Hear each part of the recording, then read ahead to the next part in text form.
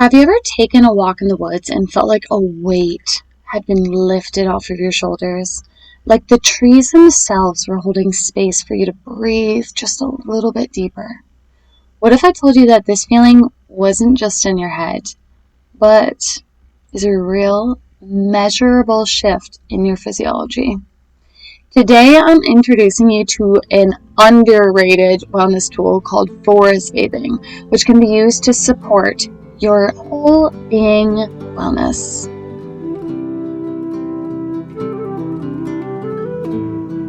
Are you tired of feeling overwhelmed by health advice, struggling to stay consistent, and craving more ease in your diet and calm in your mind? Then you are in the right place, my friend. Welcome to the Health Habit Podcast. I'm Maria, a nature-loving herbalist, science-obsessed nutrition therapy practitioner, and your guide to holistic healing. If you're ready for simple wellness solutions, nutrition tips, and mindset shifts to help you feel energized, fulfilled, and in control of your health, then brew up some tea or crack open a kombucha and let's get into it. There. If that intro piqued your interest, then chances are you are either curious about or already experimenting with simple and natural wellness practices, things that actually support your nervous system, your hormone balance, your immune health. And if that's the case, well then, boy, do I have something for you. I would love to invite you to join me in the Health Habit community on Facebook. It's where I'm sharing exclusive tips, monthly wellness challenges, and information that help to inspire and empower the women like you and myself who are committed to health and are ready to create some change in their lives. You can find the link in the bio, so go click it and come join us. I'll bet most herbalists have backstories like this, but when I was a kid, there was nothing I loved more than being alone in the woods. And about 1.5 miles behind my house, I found this swamp in the woods. It was huge. And my favorite activity was to try to walk from one side of the swamp to the other, through the middle, walking on half-rotted logs and random little bits and pieces of fallen trees. And for those of you that are curious, I never fell in, but I did once bring a friend back there and she fell in. So I jumped in to join her. We smelled so gross, but it was fun. Well, on a deeper note, at some point it became more than walking to the swamp. I started to tell my family whenever I was sad that I was just going to go a little bit into the woods and I would be back within a few hours. And so I would just sit there with the trees and I would talk to them. I would tell them all the things that was bothering me, all the things that I felt like I couldn't say to myself or to other people. Like I would just bare my heart and I would just sit there and I would listen to the wind and just be in the trees. And it made me feel so much better. And so now, as an adult and an herbalist, learning about forest bathing and the science of forest bathing, I'm like, oh, wow, part of me intuitively just knew. And I mean, maybe it's not even intuition because we can feel that, right? Like when we go into the woods and we just take a little walk, a little stroll, like we feel so much lighter. And turns out that's actually scientifically backed. Although that casual walk in the woods is going to be really nice in itself, forest bathing is so much more than that. It's about mindfully immersing yourself in the natural world, really challenging yourself to be aware of all of the sights and the sounds around you, the birds chirping, the sound of the wind rustling through the trees, the dappled sun coming through the canopy, the rocks, the branches, all of the beauty and the calming energy that is emitted by the world around you. That is forest bathing. And the more intentional, the deeper you can get into this practice, the stronger the benefits are going to be for you. So the concept of forest bathing originated in Japan, where it's called, and I'm probably going to mispronounce this, Shinrin-yoku, The term was originally coined by the Japanese Forest Agency in 1982, and since about 2004, they started studying the physiological benefits of the practice. And as a quick summary, they found that there's low levels of a volatile oil emitted within the forest that induces relaxation. They specifically studied a compound called phytoncides, and phytoncides are a subset of a volatile oil group called terpenes. But since then, we have discovered more volatile oils that are emitted by the forest and have been heavily linked to the benefits of forest bathing, notably terpenoids. So it's these terpenes and terpenoids that are really causing the benefits that we know of now of forest bathing, notably things like monoterpenes and limonene. And not so surprisingly, their levels do fluctuate with the seasons. So there's not going to be much volatile oil being emitted by the forest during winter. So forest bathing is going to be best, physiologically speaking, in the spring, summer, and autumn. Research has found both psychological and physiological benefits to forest bathing. The key psychological benefit being enhanced mood. And yes, let's acknowledge that forest bathing is a mindfulness practice, and mindfulness has been found in its own right to increase positive mood states. But because we're also subjecting ourselves to the volatile oils, which have been found to enhance this further, we're just essentially setting ourselves up for maximum success. And with that mood enhancing, they found the improvements to be most pronounced in people with depressive tendencies, but also really helpful for reducing symptoms of anxiety and overall stress. So this is so important for our society because anxiety, depression, just chronic stress is so prevalent. And forest bathing is free. All right, it is free. So supportive and so free.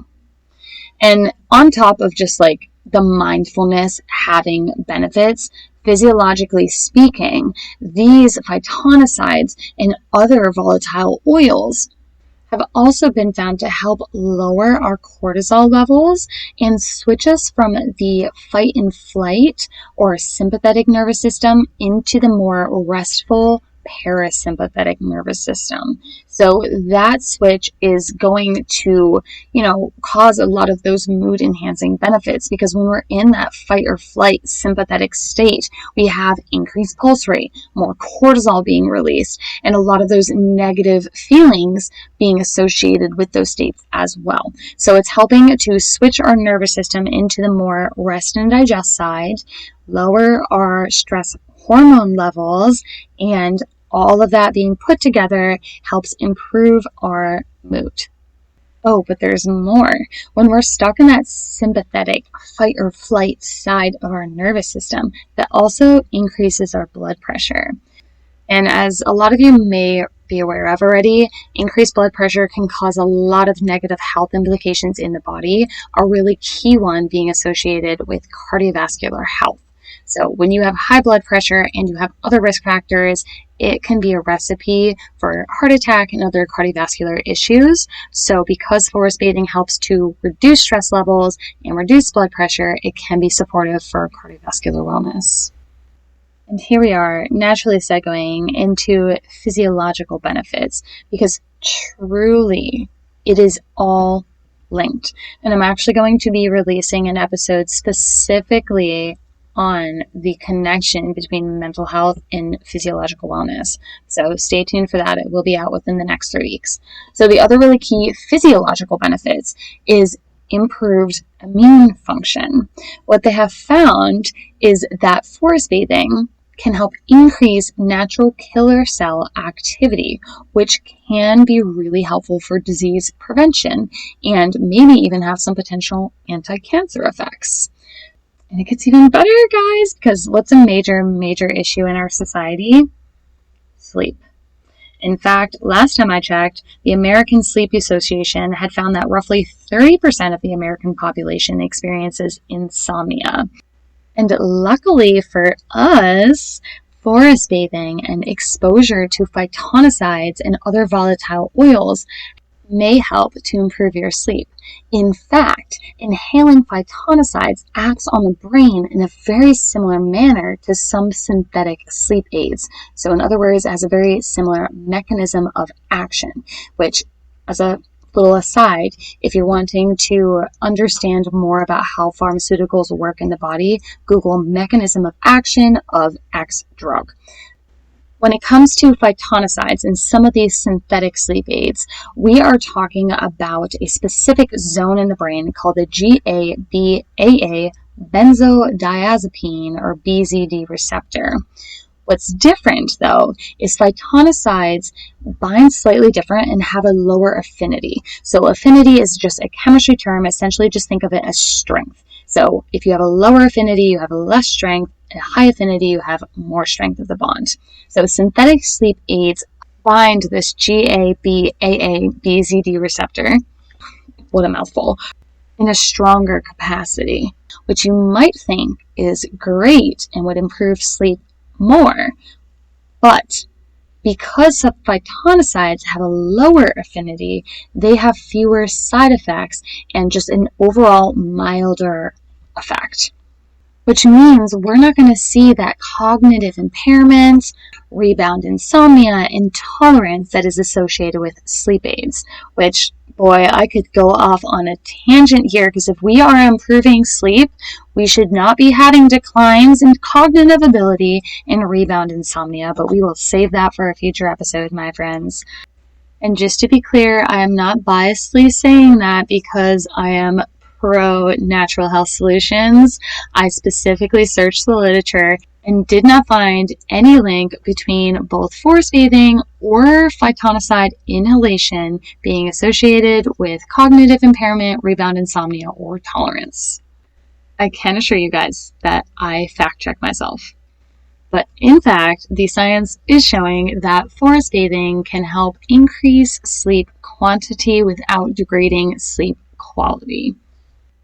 Let's do a little benefits summary. So forest bathing can help to improve mood and lower stress levels, as well as stress hormone levels specifically, can be really beneficial for lowering blood pressure and improving cardiovascular health. We can also see some improvements in sleep quality and immune health as well. But how long do we need to practice forest bathing in order to see benefits? So from what I found, the minimum we're looking at is 10 minutes. The full range that I found was like 10 to 90 minutes, being a shorter session associated with improved mood, relaxation, and potentially some sleep benefits. But for more of the intense, like deeper physiological benefits, we're looking at like a 2 to 3 hour session. So this is going to significantly reduce blood pressure, stress hormone level, improve mood and negative emotions in healthy people, but also people with depressive tendencies. So I definitely would encourage people with more chronic depression and anxiety to aim for those 2 to 3 hour sessions. I know that can seem like a lot, but again, it's free and enjoyable. When it comes to the immune benefits, we are also looking at that 2 to 3 hour session. And those benefits can last for up to 7 days afterwards. And then if we want more extended immunity boosting, we're looking at like a full day or multi-day forest bathing immersion.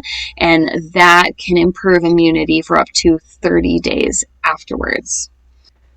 From what I found, most of the literature was based off of single sessions, so like 2 to 3 hour single sessions. But it is possible that we could get those benefits from doing shorter sessions that accumulate to 2 hours per week. So the ideal is a 2 to 3 hour forest bathing session weekly or monthly. I would say keep that in the back of your mind. If you can start to budget 2 to 3 hour sessions for yourself, amazing. But even doing those 10-minute forest bathings and just trying to do them in a more regular manner, that is going to help you improve your mood, relax, reduce those stress levels, and that will carry over. You do not need to be intimidated away from doing something just because you can't do it in the ideal manner. Anything is better than nothing. And I just I feel so blessed to be sharing this information with you guys because I love hiking, I love backpacking, and I hope to see you guys out on the trail more often, forest bathing and living your best lives. Hello, beautiful human. Thank you so much for listening. I hope you learned something new and felt inspired or blessed. If so, please take a moment to share this with a friend who's also working to improve their health and wellness. And leave me an honest review on Apple Podcasts. It lights me up to know that this podcast is helping you. Now, go get some sunshine on your skin, and I will meet you back here on Saturday morning for another episode. Bye!